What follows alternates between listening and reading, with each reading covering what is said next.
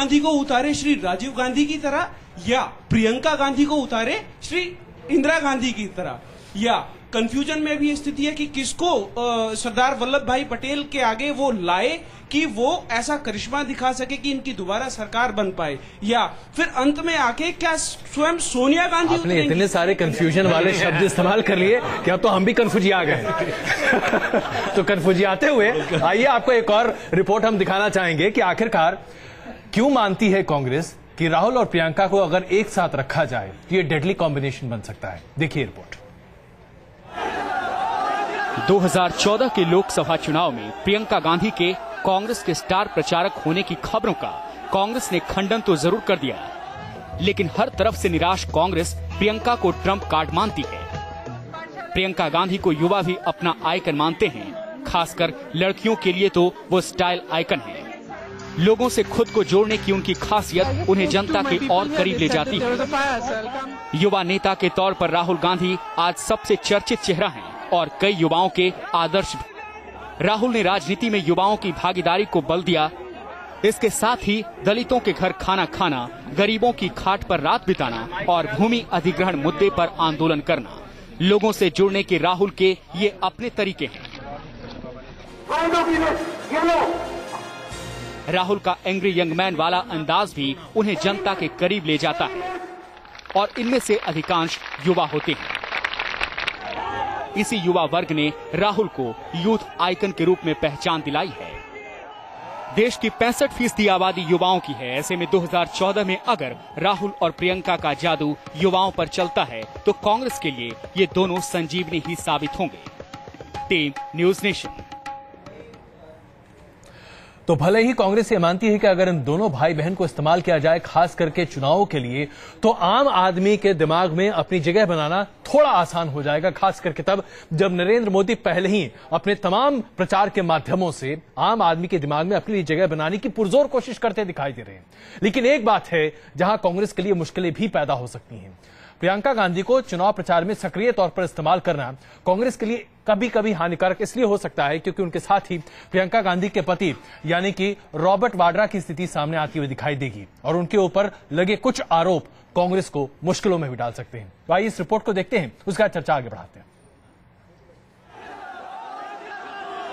प्रियंका गांधी को कांग्रेस भले ही तुरुप का पत्ता मानती है और बीजेपी के PM in waiting Narendra Modi की काट मान रही हो, लेकिन प्रियंका की राह उतनी आसान भी नजर नहीं आ रही। प्रियंका गांधी के पति रॉबर्ट वाड्रा का जमीन सौदा पहले से ही कांग्रेस के गले की फांस बना हुआ है। ऐसे में विरोधी उन्हें भी इसमें लपेट सकते हैं। बीजेपी पहले से ही इसे मुद्दा बनाकर संसद से लेकर सड़क तक हंगामा करती आ रही है। हमारे देश में एक ऐसे व्यक्ति पैदा हुए हैं जो बिना किसी बिजनेस स्कूल में गए हुए उन्होंने देश के सामने एक ऐसा बिजनेस मॉडल प्रस्तुत किया है जिसमें जैसे कहते हैं कि न हल्दी लगे न चूना और करोड़ों हजारों करोड़ रुपया वो मुनाफा कमा ले। दरअसल हरियाणा के आईएएस अधिकारी अशोक खेमका ने राज्य सरकार को एक रिपोर्ट सौंपी थी जिसमें कथित रूप से प्रदेश सरकार और रॉबर्ट वाड्रा पर जमीन की खरीद फरोख्त मामले में साठगांठ का आरोप लगाया गया था। रिपोर्ट के मुताबिक रॉबर्ट वाड्रा ने गुड़गांव में करीब 3.5 एकड़ भूमि के कथित फर्जी दस्तावेज के माध्यम से वाणिज्यिक कॉलोनी के लाइसेंस का मुनाफा कमाया।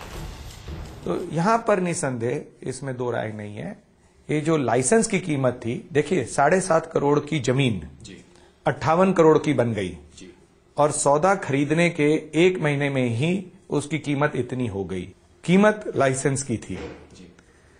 तो या तो लाइसेंस को आप ऑक्शन करते और सरकारी राजस्व में आता जो कि वेलफेयर एक्टिविटी में काम हो जाते।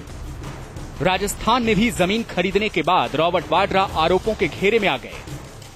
वाड्रा पर आरोप है कि उन्होंने राजस्थान के बीकानेर जिले में जमीन खरीदने के लिए कानून तोड़ा। इतना ही नहीं, वाड्रा की लैंड डील को कानूनी जामा पहनाने के लिए राज्य सरकार ने लैंड सीलिंग एक्ट में बदलाव कर दिया। बीजेपी नेता किरीट सोमैया ने वाड्रा पर किसानों से बेहद सस्ते दामों पर जमीन खरीदकर सोलर प्लांट लगाने वाली कंपनियों को महंगे दामों पर बेचने का आरोप लगाया है। देश में इस समय करप्शन के खिलाफ माहौल है।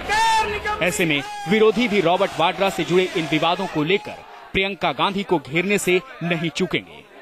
कांग्रेस चाहती है कि प्रियंका गांधी के हाथों आगामी चुनावी महाभारत का मोर्चा संभाल लिया जाए, लेकिन जिस तरह से आरोपों के साये से रॉबर्ट वाड्रा घिरे हैं, इन सायों से अगर अपने आप को प्रियंका गांधी बाहर नहीं निकाल पाई तो इस मोर्चे को संभालना इतना आसान नहीं होगा। वीडियो जर्नलिस्ट अनिल शर्मा के साथ मधुरेंद्र कुमार, न्यूज नेशन, दिल्ली। तो इस तीर की काट भी निकाली जा सकती है। रामकृपाल जी, आपको लगता है कि रॉबर्ट वाड्रा का ये मामला और खास करके भ्रष्टाचार के कुछ और ऐसे मामले जो कि अभी फिलहाल दबे हुए दिखाई देते हैं, प्रियंका गांधी या फिर गांधी परिवार के लिए मुश्किल का सबब बन जाएंगे अगर वो चुनाव प्रचार में सक्रिय भूमिका निभाने लगती हैं? देखिए, ये इस तरह के मामले, वाड्रा वाला मामला तो उठेगा ही, जाहिर सी बात है, और वो नहीं भी गई है तो भी उठ रहा है। मोदी जी ने अब पूरे मंच से उनका नाम लिया है जी। वो तब तो ये प्रचार भी नहीं था कि प्रियंका जी आएंगी, तब लिया। तो देखिए, वो नाम है, लेकिन कुल मिलाकर के ये जो भ्रष्टाचार और करप्शन का मामला है, जो आरोप है, ये इससे न्यूट्रलाइज हो जाते हैं कि दोनों तरफ से हमाम में सब नंगे हैं जी। तो ऐसा नहीं है कि कोई पार्टी का नेता के ऊपर करप्शन के आरोप है, उसके रिश्तेदार पर आरोप है, और बाकी जो सामने आरोप लगाने वाला है वो बड़ा बेदाग हो या उसकी पार्टी में नहीं हो। तो ये कुल मिलाकर के बहुत ज्यादा लंबे दूर तक नहीं चलते हैं। आप देखिए, राजनीति में जिन जिन भूतपूर्व या वर्तमान मुख्यमंत्रियों पर इतने आरोप लगे जी, वे आरोप लगने के बाद वो क्लियर कट मेजोरिटी से जीत के आ गए। पहले तो वो कम से कम था। अन्ना हजारे के मूवमेंट के बावजूद जी, जिन पर इतना सब कुछ कहा गया कि ये भ्रष्ट है, ये पार्टियां फलाना है, वो पार्टियां एब्सोल्यूट मेजोरिटी में आई और 4 महीने के बाद ही आई। तो मुझे लगता है ये करप्शन का मामला ठीक है, एक गुस्सा है, लेकिन जब विकल्प चुनने को आता है तो बहुत सारे दूसरे फैक्टर्स वहां पर आ जाते हैं जी। उर्मिलेश जी, आपकी क्या टिप्पणी रहेगी इस पर? नहीं, देखिए, ये मसला जरूर उठेगा और ये बात सही भी है कि प्रियंका वाड्रा चुनाव मैदान में राष्ट्रीय स्तर पर आती हैं या नहीं आती हैं, ये मसला उठेगा। लेकिन मुझे ऐसा लगता है कि केंद्र की जो सरकार है उसकी परफॉर्मेंस करप्शन के कारण केवल नहीं, अन्य मोर्चों पर भी इतनी खराब है जी कि अगर सार्थक एक विकल्प सामने आता है जनता के तो लोग जाएंगे। लेकिन सार्थक विकल्प के नाम पर बीजेपी एक संकट ये पैदा करती है कि देश की एक बड़ी आबादी, एक बड़ा सेक्शन ऐसा है जिसको उस पर संदेह है कि वो सेकुलर डेमोक्रेटिक इंडिया को क्या सुरक्षित रखेगी, नंबर 1। नंबर 2, देखिए स्टेट्स को देखिए, उत्तर प्रदेश सबसे बड़ा सूबा है, एक बड़े बहुमत से बनी सरकार आई, लेकिन इतना बुरा परफॉर्म कर रही है वो सरकार कि वहां भी विकल्पहीनता है, वहां भी लोग विकल्प तलाश रहे हैं। अब मायावती जी के आगे क्या कांग्रेस सिर्फ प्रियंका गांधी को खड़ा करके आगे आ जाएगी, या राजनाथ सिंह और नरेंद्र मोदी के रहते क्या कांग्रेस केवल रॉबर्ट वाड्रा या प्रियंका जी या राहुल जी कितने कारगर होंगे? ये बहुत जटिल सवाल हैं और मुझे लगता है कि नेशनल स्केल पर अगर आज का जब मैं मानचित्र देखता हूं, सियासी मानचित्र, तो मुझे एक उलझी हुई तस्वीर नजर आती है और कोई एक पार्टी पूरे देश में कांग्रेस लेड यूपीए 2 का एकल अल्टरनेटिव मुझे नजर नहीं आता, इसलिए मिलीजुली तस्वीर उभर के सामने आ रही है। रामेश्वर जी, आपके लिए तो बड़ी चिंता की बात है, उर्मिलेश जी की टिप्पणी को बड़ी सीरियसली लीजिए आप। देखिए, उर्मिलेश जी और रामकृपाल जी वरिष्ठ पत्रकार को बैठाए हैं, ये लोग अपना विश्लेषण दे सकते हैं, लेकिन अजय जी मेरे लिए क्या मामला है, मैं तो उर्मिलेश जी को भी नहीं देख पाऊं, उनको भी, क्योंकि मैं बिहार निवास में जहां देख रहा हूं वहां ये चैनल आता नहीं है। और दूसरा धर्म संकट में आपने डाल दिया कि बहस तो हो रही है कांग्रेस और बीजेपी पे, कांग्रेस की तरफ से कोई डिफेंड करने वाला नहीं है, इसलिए मेरा जमीर अलाउ नहीं करता है कि मैं कुछ कांग्रेस नहीं, आज खुलकर बोले, कोई बात नहीं, चलिए मैं ही कांग्रेस का प्रवक्ता बन जाता हूं आपके लिए। आइए, दो हाथ हम और आप कर लेते हैं। इस चर्चा नहीं, ऐसा देखिए, ऐसा होने लगे तब तो कोई किसी का बन जाएगा, ऐसा होता नहीं है, इसीलिए मैं मानता हूं कि मेरा अब इस पर बोलना बहुत ज्यादा अच्छा नहीं रहेगा। नहीं, अच्छा मान लीजिए, आप पत्रकार है, आप जनता से भी ले रहे हैं, आप कुछ भी टिप्पणी कर सकते हैं, लेकिन हम नहीं कर सकते ना, क्योंकि कांग्रेस, अब बुकल नवाब साहब थे इसलिए मैं उनसे पूछ लिया, लेकिन अब कांग्रेस तो है नहीं। अच्छा रामेश्वर जी, ये बताइए कि रॉबर्ट वाड्रा का मामला आप लोग के लिए कितना बड़ा बन जाएगा अगर प्रियंका गांधी वाकई में चुनाव प्रचार के लिए उतर जाती है?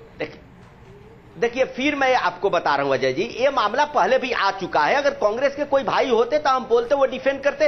ये मामला पुराना, इसमें बोल रहा जहां कांग्रेस के लोग नहीं है, मुझे नहीं, मेरा जमीर नहीं अलाउ करता, मैं आपको बता देता हूं। अच्छा, ये बताइए, बहस इस पर हो चुकी है, वो रहते तो हम बहस करते। अच्छा बुकल नवाब साहब, आपको क्या लगता है, रॉबर्ट वाड्रा का मामला आप लोग उछालना चाहेंगे बहुत बड़े पैमाने पर जैसे ही प्रियंका गांधी सामने आ जाती है? अरे देखिए, रॉबर्ट वाड्रा का मामला जो है बिल्कुल आंखों के सामने, जिस तरीके से हम ये उंगलियां दिखाएं और कहें ये कितनी है, तो आप कहेंगे आपको सोचने की जरूरत नहीं है, आप सीधे कह देंगे 5 कह देंगे, सीधा लफ्ज बोल देंगे 5 है। इसमें सोचने की जरूरत नहीं। रॉबर्ट वाड्रा का मामला तो आना ही है। अगर प्रियंका आएंगी तो रॉबर्ट वाड्रा आएंगे, अगर नरेंद्र मोदी आएंगे तो जिस तरीके से हताशा दे रहे हैं, इससे पहले वो कह चुके हैं वहां के ऊपर। जब ये बाजरा का मामला आया था, बाजरा का मामला आया और उसमें उन्होंने ये कह दिया, बिल्कुल साफ साफ कहा है